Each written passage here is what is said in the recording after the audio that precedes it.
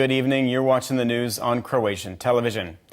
The investigation by Dutch police continues into how former Bosnian Croat General Slobodan Praljak was able to obtain the vial of cyanide he used in his dramatic courtroom suicide last week in The Hague. While there has been no confirmation of whether or not his body will remain in the Netherlands until the end of the investigation, the Croatian embassy announced they are ready to provide the necessary paperwork to return the body to Croatia. Speaking on Croatian television regarding the final ruling against the 6 Croats from Bosnia and Herzegovina, the president of the Zagreb County Court said the verdicts in The Hague were unjust.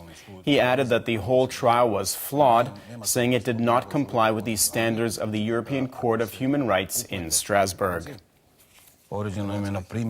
Their right to freedom was violated. What kind of a process is it in which investigative custody, as we call it, lasts 13 and a half years? That is against all world civilizational, not only legal standards. Also, Prlić said he didn't have enough time to cross-examine the witnesses. Imagine that. In a trial lasting almost 14 years, he wasn't given enough time to question the witnesses to his satisfaction. Furthermore, their right to presumption of innocence was violated.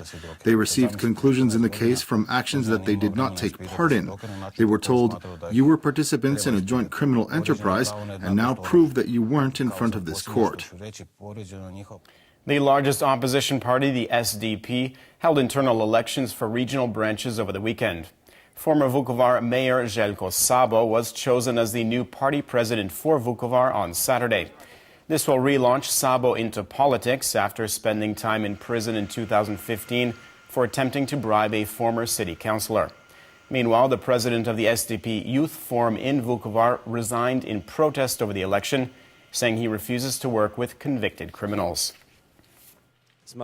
I believe the SDP is not moving in the right direction because we have a party branch president who is a convicted criminal and has another 2 ongoing court cases against him. Everyone has the democratic right to run in the elections, but I think the party should have stepped in and done the right thing. This falls on the party as a whole and especially the president, who I think acted very cowardly. Those who cannot accept the wishes of the SDP party members will be dealt with appropriately by the party leadership. Party President Davor Bernardić respects and supports every member of the SDP party, and I am no different. With Christmas right around the corner, the Advent season is in full swing throughout the country. Cities like Zagreb, Split, Pula, and Dubrovnik each kicked off the holiday season last night with the lighting of the first Advent candle. Each city has added their own unique twists to the annual event. Pula upped the ante with even more events this year, including musical concerts near the city's ancient Roman triumphal arch. There's really something for everyone, young and old. They've got everything. Meanwhile, Zagreb has had the best Christmas market in Europe for the past 2 years, a prestigious title they hope to repeat.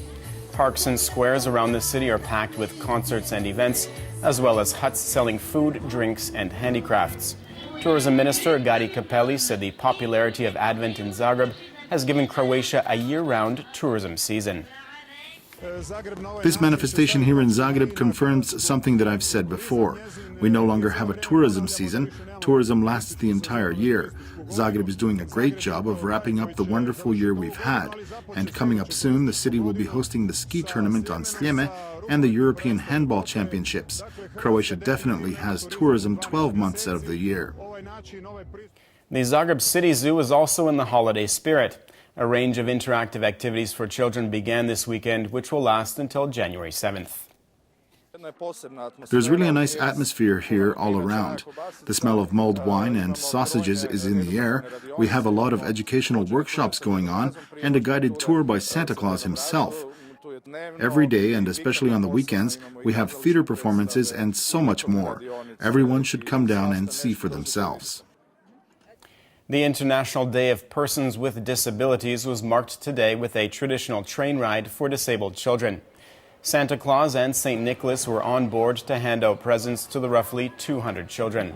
The UN-sanctioned day aims to promote an understanding of disability issues and increase awareness for the benefits of integrating persons with disabilities in political, social, and economic life. Taking a quick look at sports in the 18th round of the Croatian Football League, Dinamo snuck past Inter Zaprešić 1-0 this evening with a goal in the 83rd minute by 19-year-old Spaniard Dani Olmo.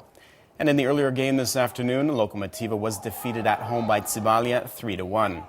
Dinamo remains atop the standings with a 12-point lead over Hajduk and Osijek.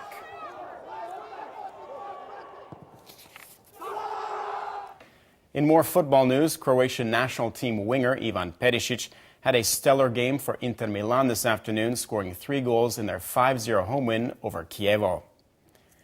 And then NBA basketball, Croatia's second-year forward Dario Saric continued his excellent play of late, scoring 17 points and pulling down 7 rebounds in the 76ers' 108-103 win over the Detroit Pistons yesterday afternoon.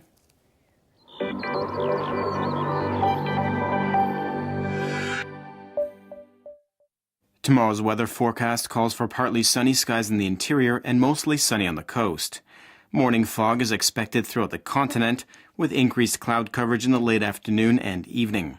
Light snow is possible overnight into Tuesday in central and eastern areas.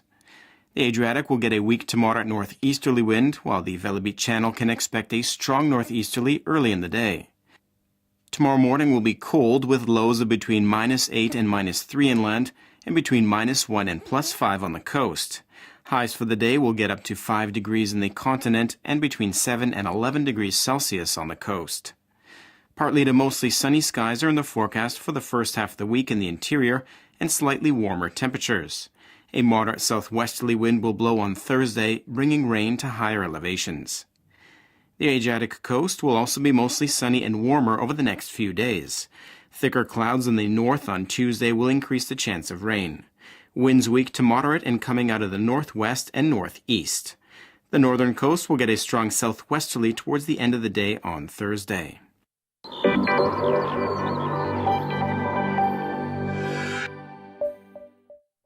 And that brings us to the end of our program. Thanks for watching. We'll see you again tomorrow night.